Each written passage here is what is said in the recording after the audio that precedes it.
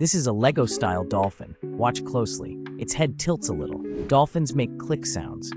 These sounds travel underwater. The clicks help dolphins find food. This is called echolocation. The dolphin listens to the echoes. It knows where fish are hiding. Clicks are like a secret map.